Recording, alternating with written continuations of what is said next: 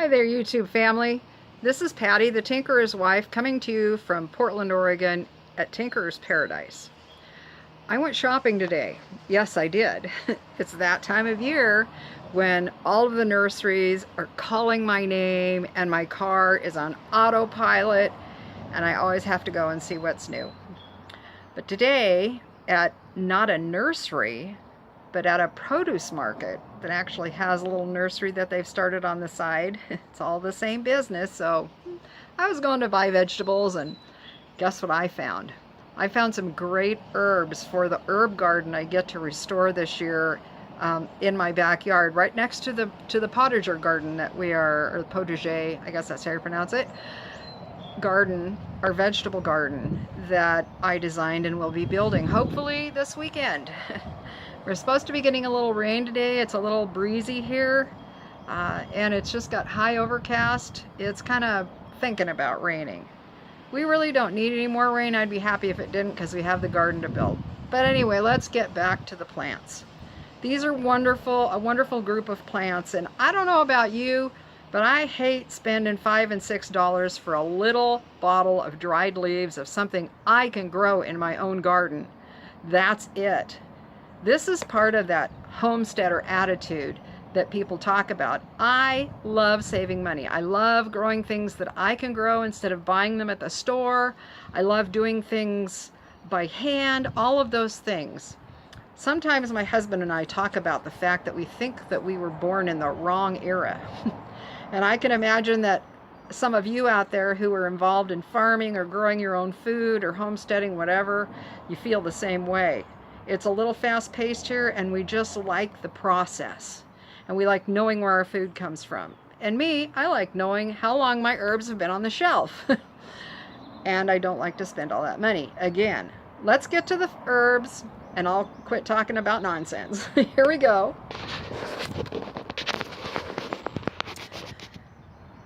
So, here we go. And I've kind of put these in, I think I got 1, 2, 3, about 4 categories. A couple of the plants are not on this table, they're right down next to me. So first I want to talk about lavenders. This one here is Provence lavender, as in Provence, France.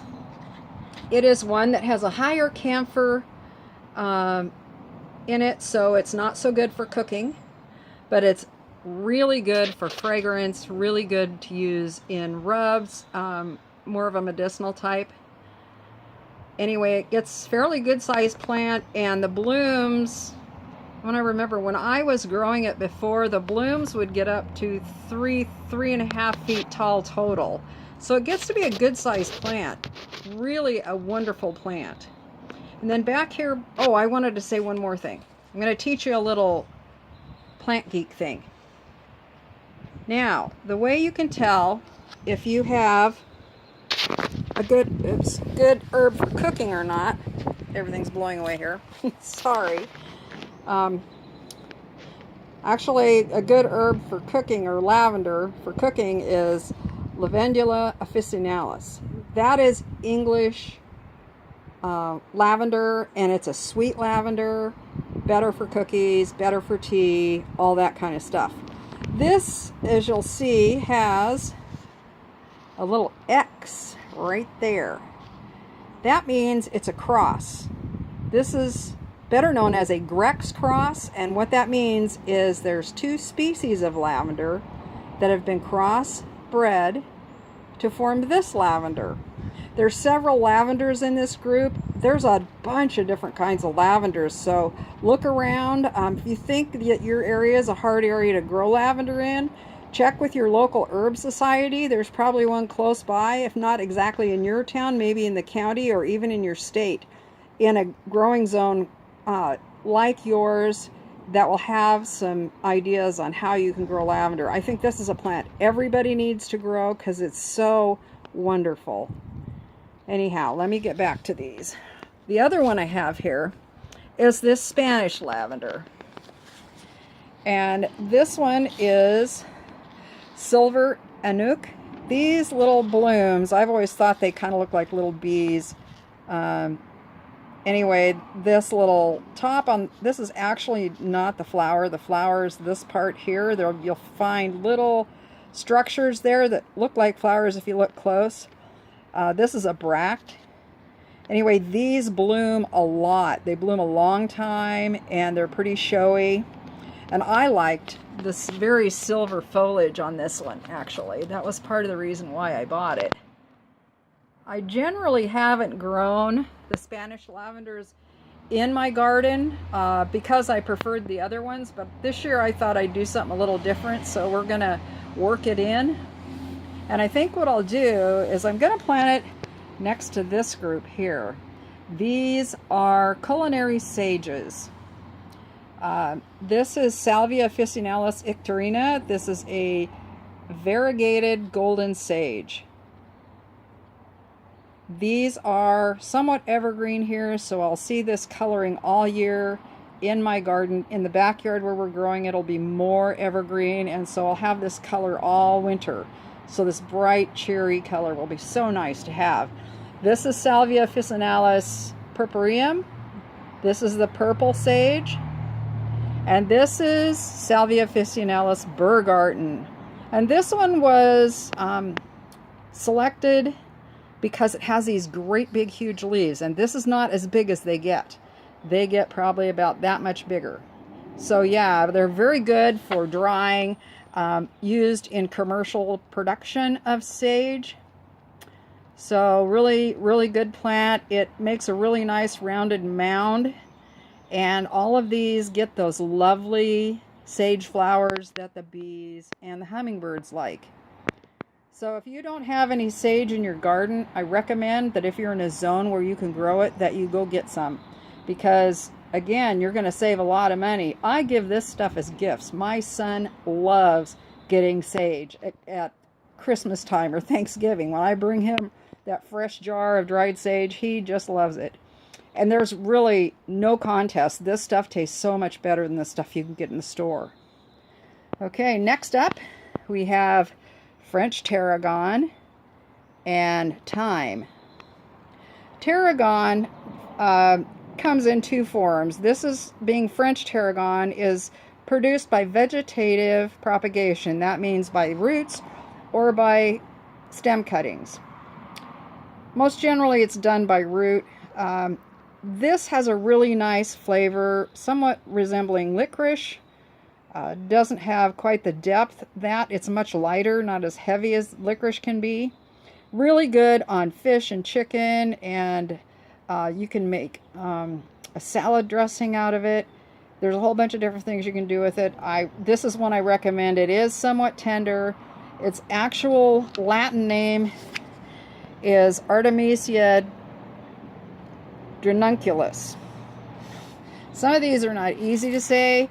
My advice when you're trying to pronounce Latin names is just say them with authority.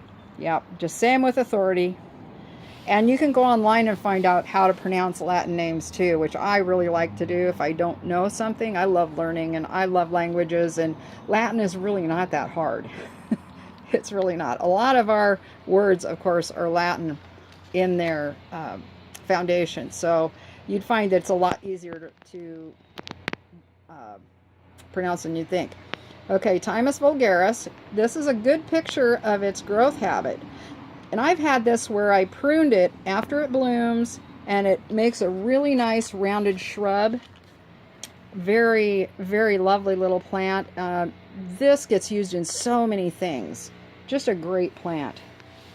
Okay, another one that's a really good one for cooking, one that we don't often see in gardens anyway.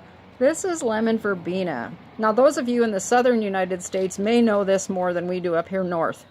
This is tender in our area, but here in Portland, in the last few years, I've been able to winter it over. But a couple years ago, I lost mine, so I decided I better replace it since I'm doing a lot of replacing this year. It was a good opportunity. This smells like lemon head candies. Your mouth will water, I guarantee. And the trick with this one is to pinch it back so you get these side branches. See all those That right there. Side branches, yep. It'll get nice and full instead of long and lanky.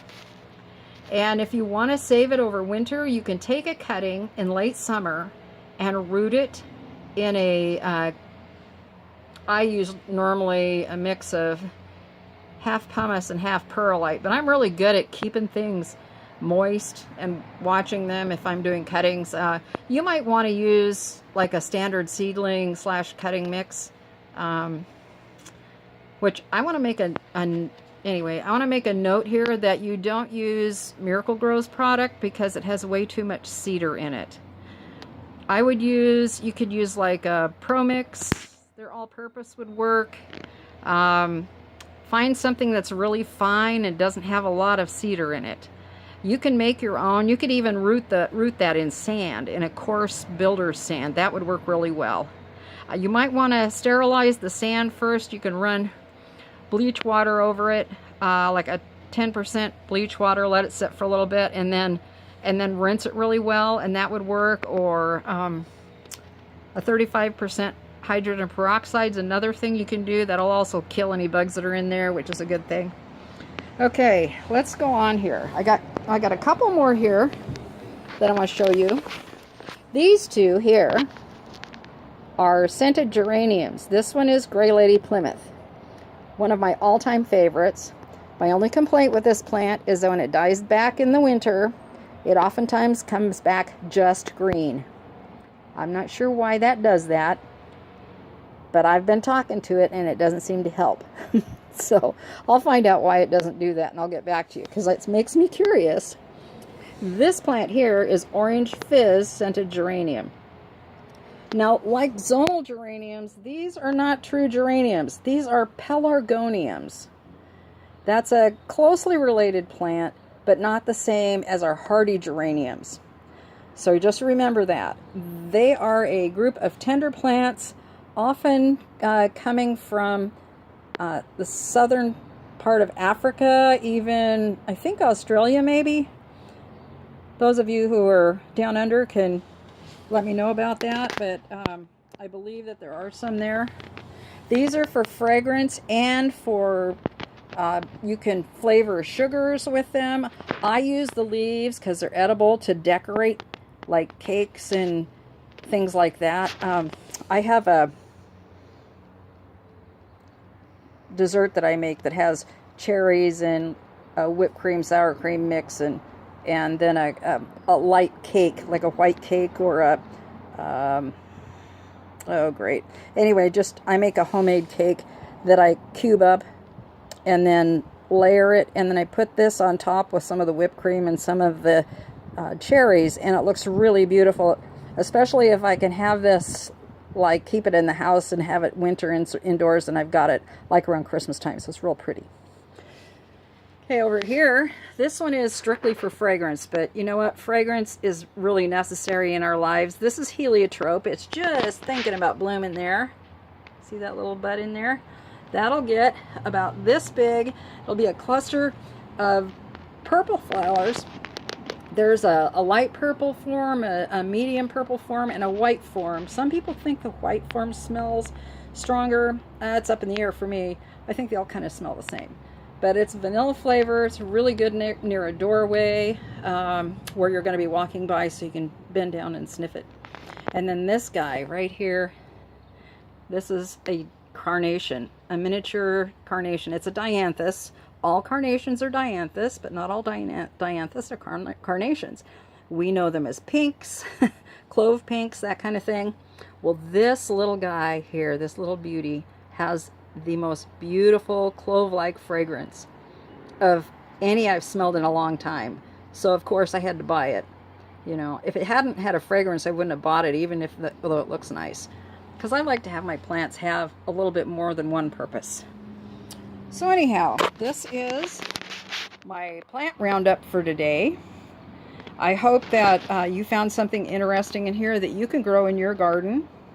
I do want to say that herbs, for the most part, want a well-drained soil. And most of them they want a 7 pH. That's a neutral pH, though they will grow in our Pacific Northwest soils here, and I haven't, you know, they aren't that finicky, but they will grow better if they have a little bit more alkalinity in the soil.